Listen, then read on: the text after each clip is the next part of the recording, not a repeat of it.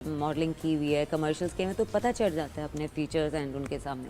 तो देखा, मैंने सही कहा था ना, ऑब्जर्वेशन मेरी देखे। लेकिन अब तो चेंज हो गया, अब तो वक्त गुजर गया। तो फिर आप क्या कहती हैं जब आपको सामने से लोग कहते हैं जी आप फलां से एक्टर से मिलती हैं, वो तो व्हाट डू यू से, यू लाइक इट और यू डोंट लाइक इट? नहीं सही है, ठीक है, ओके। ये तो नहीं कहते आपको अरे स्क्रीन पे तो आप इतनी ज्यादा आती हैं, ये तो मैं सुन के मैं अजाब, जिसने मिलना ना सलाम नहीं दुआ नहीं, अरे स्क्रीन पे तो आप ज्यादा आती हैं, हेल्दी आती है, हेल्दी। और ये कि वैसे आप बड़ी पतली हैं, क्यों? मतलब ये मेरा कोई जुर्म है? सजा देनी है मुझे इसके लिए? मुझे ये कहते हैं लोग, लेकिन मैं उसको बड़े आराम से ये कह देती हूँ कि स्क्रीन हमें बड़ा दिखाती है, 5-6 ईयर्स हमें बड़ा दिखाती है, क्योंकि हम लुक्स में होते हैं, गेटअप में होते हैं, लाइट्स होती हैं, क्लोज होता है इतना बड़ा चीज़ हम लोग। लेकिन तो वो पहली बात तो नहीं हो सकती आप किसी, अब मैं उस लिफ्ट में सोचो, लिफ्ट में हम कितने सेकंड के लिए, मतलब लेस देन अ मिनट मिल रहे हैं, कोई प्यारी बात कर लो देख के। स्क्रीन पे तो आप बहुत हेल्दी आती हैं, तो आप वैसे ये कॉम्प्लीमेंट है नादिया। नहीं, देखिए हर किसी का कॉम्प्लीमेंट देने का तरीका है। कि आप जब किसी आर्टिस्ट से मिलते हैं ये बात ना किया करें, मतलब इसका जवाब कोई नहीं है इसका। मैं अच्छा मुझे जवाब बताओ, इसका क्या जवाब है वैसे, बताएं मुझे, बताएं क्या जवाब है इसका? कि आप हेल्दी आती हैं, हेल्दी आती हैं, वैसे तो आप बड़ी पतली हैं, मैं क्या बोलूं? इतने वक्त में क्या बोले, क्या बोलूं? मारूं मिनट मुझे? के अंदर क्या मैं क्या करूं? माफ कर दो मुझे, मैं क्या कह दे, मैं अगर ऐसी अच्छी लग रही हूँ, ऐसी सही है, मैं क्या कर सकती हूँ? ये ना जवाब नहीं, कोई सही कह रही है।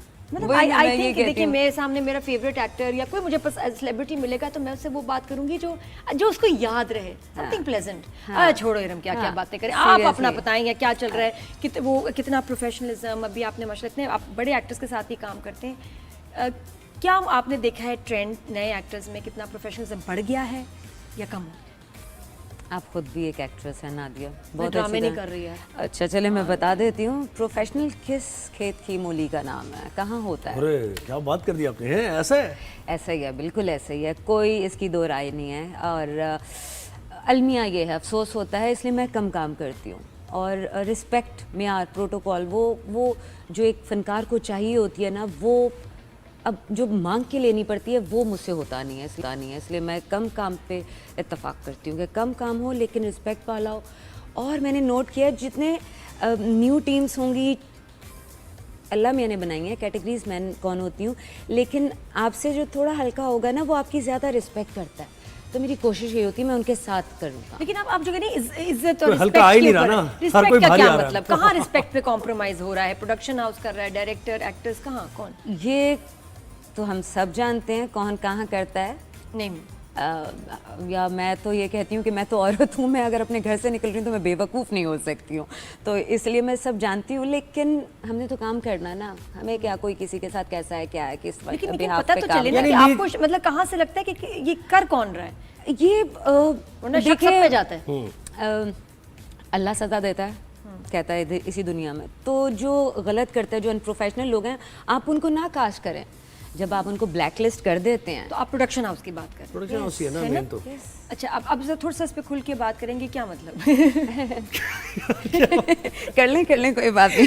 मेरा सवाल आपसे क्या मतलब? हाँ वही क्या मतलब का ये है कि जो यंग एक्टर्स आ रहे हैं, आप ये कहना चाह रही हैं कि यंग एक्टर्स जो आ रहे हैं जिनका कोई एक्सपीरियंस भी नहीं है, अभी सीखने का उनका वक्त है। हाँ, मतलब आपको देखिए नाम नहीं लिया, आप जनरली बताएं कि क्या गलत हो रहा है, कहाँ कह रही हैं इज्जत जो है या काम या टाइम, प्रोफेशनलिज्म का कॉम्प्रोमाइज़ है, how can it be improved? देखिए 5 उंगलियां बराबर नहीं होती हैं, बहुत अच्छे भी हैं, वही मैंने कहा कि कुछ न्यू हैं जो आ रहे हैं और एक्टर्स की और जो अच्छा काम भी कर रहे हैं। जैसे अभी मैं करके आई हूँ एक न्यू चैनल के लिए, तो उसमें कास्ट अच्छी थी, किसी भी किस्म का एटीट्यूड नहीं था, टेंट्रम्स नहीं थे, हमने मिलके एक ही सेट पे काम भी किया।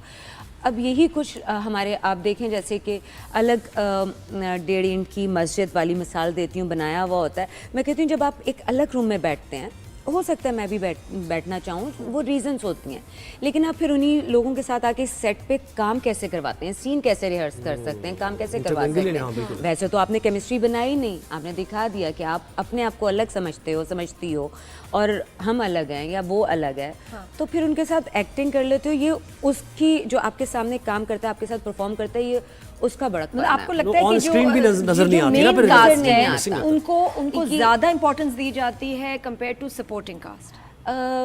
सपोर्टिंग कास्ट देने वाले यही करते हैं, उनका ये सोचना है कि ऐसा होता है, ऐसा करने से हमारा ड्रामा बहुत अच्छा जाएगा, हमें हमारी लक अच्छी हो जाएगी, हम फेमस हो जाएंगे, जबकि ऐसा नहीं होता है। कुछ ऐसे नाम हैं जिनको बहुत बड़े बड़े नामों ने बनाया, उन्होंने उन नामों की जिन्होंने बनाया उनकी इज्जत नहीं की, अपनी इज्जत करवा रहे हैं और हो रही है। और वो एक पीछे है पस मंजर, उनका पीछे हैं, कहीं छुप चुके हुए हैं वो, लेकिन हमें पता है क्योंकि हमें उन्होंने बनाया, हम आज तक उनको रिगार्ड करते हैं। सैयद नूर ने भी ये बात की, अभी उनका बयान वायरल हो रहा है, कोई कह रहा है कि भाई मैं भी परेशान हूँ, इससे मैं तंग हूँ, और ये जितने भी एक्टर्स हैं इन्हें वैनिटी चाहिए, इन्हें पता नहीं क्या क्या चीजें चाहिए, कह रहा मैं तो नहीं अफोर्ड कर सकता। ये प्रोडक्शन हाउस वाले भी कह रहे हैं कि जी जो नए एक्टर्स हैं, जो मेन आपकी कास्ट है, उसके बारे में अब क्या कहते हैं नादिया, यकीन करो हम उनको हमें डेट्स पहले जो देते हैं, स्केड्यूल देते हैं, उससे निकल जाते हैं और ड्रामा फिर इतना डिले पे जाता है, इतना नुकसान होता है कि एक्टर्स जो हैं वो ड्रामे को फंसा देते हैं। अब यकीन जाने, मैं तो प्रोडक्शन से पूछ रही होती हूँ, क्या आप लोगों को ये नुकसान नजर नहीं आ रहा,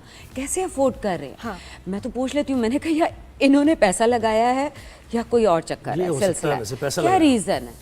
नहीं सर, ऐसी बात नहीं है। फिर क्या लगाया? कुछ तो इन्वेस्ट किया होगा। वही तो अब वो अल्लाह जाने क्या इन्वेस्टमेंट होती है। मैं आपको कैसे नुकसान होता है अगर आपकी मेन कास्ट है, आपकी डेट्स आपने महीने की दी है 15, लेट्स से, अब मेन एक्टर गायब है और हो जाते हैं, बिल्कुल होते कितने इतने अरसे के लिए गायब, कोई और ड्रामा पकड़ लेते हैं, क्या होता है? अभी मेरे साथ रिसेंटली हुआ है, करता है जी, पता है हमने एक साल तक एक प्ले किया और एनिवर्सरी मनाई है कि जी ओ अब शुरू हुआ था, अब खत्म हो रहा है, एनिवर्सरी हो गई।